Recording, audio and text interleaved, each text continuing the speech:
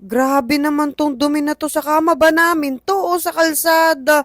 Kaya pala dami kumakagat kay Damian. At eto na nga nabili namin sa TikTok itong dual cap dust mite vacuum cleaner. Ang gusto ko kasi talaga is yung malinis yung kama namin dahil sobrang katinga minsan kahit kakalaba lang. Tapos napansin nga namin na hindi nawawala yung mga sipon namin lately. Kaya nga siguro kailangan namin. Alam nyo, sinubukan nga to ni Jeremy. Naku, nakakuha agad siya ng maraming alikabok.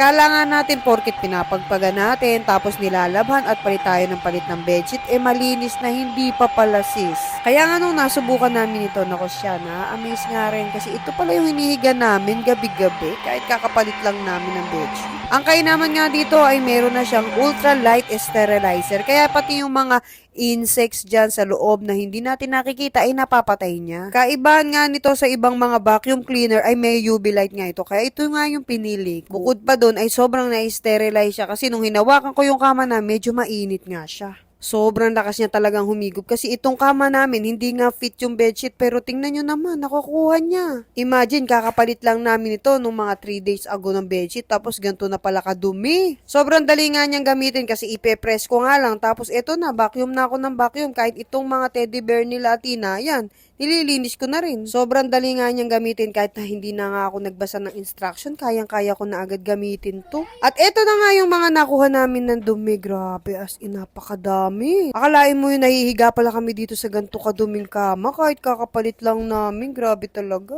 Sobrang mukhang mamahalin nga nito kahit napaka-affordable naman. Kumpara mo naman sa iba na kapresyo lang pero walang UV light. Tinapos ko na nga yung paglilinis pati itong isang kama ay binacuum ko na rin. Hindi nga pala wireless to at pero napakahaba ng wire niya kaya kahit saan kong dalhin to kayang-kayang abutin.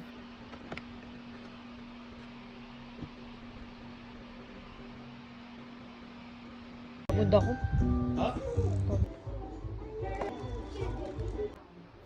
Kaya kung gusto nyo nga bumili nito at matry nyo na rin, nasa yellow basket at comment section lang kung saan nabili.